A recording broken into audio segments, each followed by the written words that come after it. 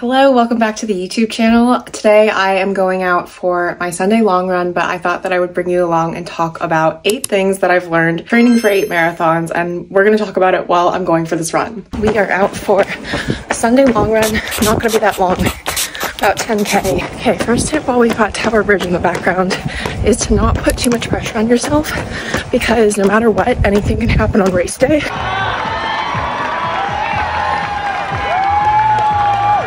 So don't pressure yourself to have like a perfect training block, because you just can't. That is so pretty. And don't get me wrong, you can have a perfect training block, but you just can't plan for race day. Anything could happen. You okay? Well done. Yeah? Your foot okay? My feet just hurt the whole time. Like the first half was amazing and like it was so good, but then like from 16 I cramped up. Oh. Like, you know when you get cramps like under the Oh, really? and it just wouldn't go. Second tip is to practice visualization. This is something new that I introduced when I was training for London, and it really helps with like long runs and tempo runs when it starts to get hard. Speaking of intervals and tempos, the third tip is to definitely do those, because they help you practice work on tired legs, which will help you for those last like 600 meters of the marathon.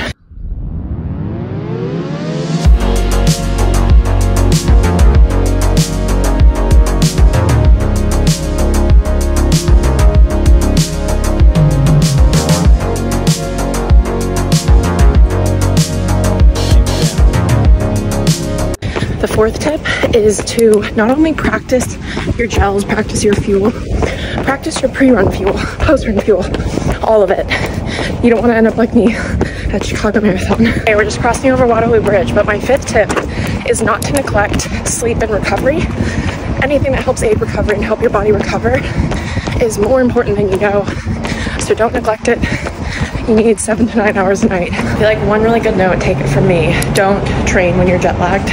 When you're traveling, give your body extra time to recover, because that is how I got injured last year, and it's not a fun time. Number 6, if you find the training harder and you're just finding it hard in general, remember it's going to be harder than race day itself, and race day is meant to be a celebration lap. I like to think of race day as like a victory lap with all the training and just putting in all the hard work that you've put in, like it's all done. Now you can just enjoy it. Okay, tip number 7, literally anything can happen on race day, and if you don't get your PB time, that's okay, it's not the end of the world. When I first started my initial running distance journey, I used to run marathons for fun, and it's really easy to get caught up in times and whatnot, but a race is so much more than a PB, and I think we forget that like less than 1% of the world will ever run a marathon. Anyone who runs in London knows that this is the smelliest part of a canal run. But like I was saying for tip number 7, I think one of the most important things that I learned on a marathon, and things that I got PB-wise, was a mindset PB over a pace PB. And I think that's just as important. If you haven't yet, you need to read Dina Castor's book, Let Your Mind Run. Okay, we're going to talk about the 8th and final tip as we're going over Tower Bridge.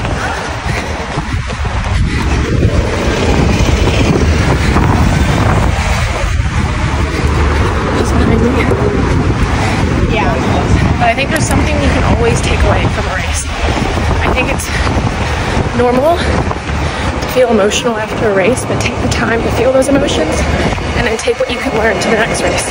Like I said, it's normal to feel emotional. I definitely did after Chicago, but there's always something to learn every time. Okay, that is 10K done and at an easy conversational pace.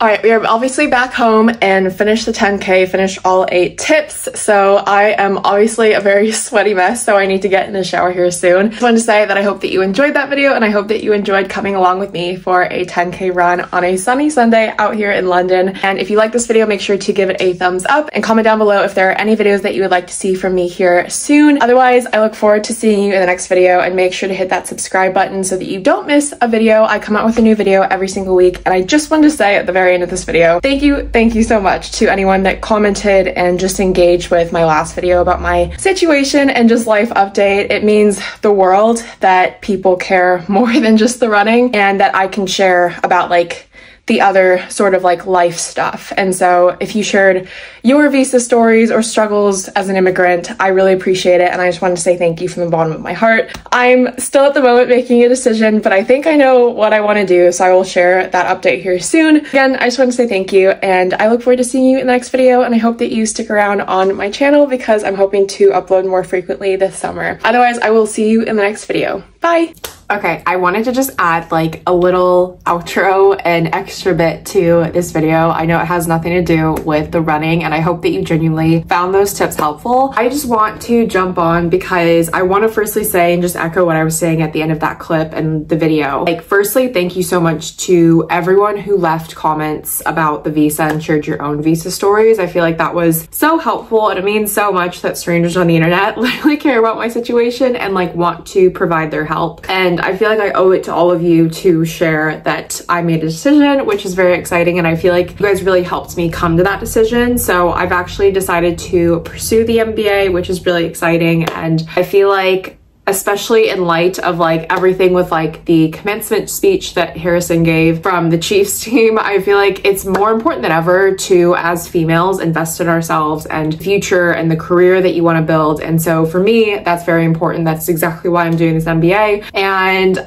I also just want to share that like, I feel like, you know, the past few months of my redundancy have been obviously very hard, and I've shared that with you guys in my redundancy video. But I just want to say that like, I've never believed more that everything happens for a reason. And I feel like the universe or God really shows you that when you make the right decision. So like for me, I chose on Monday, this past Monday, to pursue the MBA. I put my deposit down. As soon as I did that, I got a scholarship, which is crazy. And I feel like it doesn't sound so crazy to some people because like people are like, you apply to a scholarship, you get a scholarship. But this is, like, for context, this is my 3rd degree, and I've definitely applied to scholarships before. I've never gotten them. And so to get a scholarship is crazy, and it came like right after I accepted the MBA, which is nuts. And like, I did apply, I just didn't think it was gonna like come right after this. So the timing was crazy. And then after that, this is all in the same day, in the same evening. After that, I also got invited to interview for a role, and I've shared how hard it's been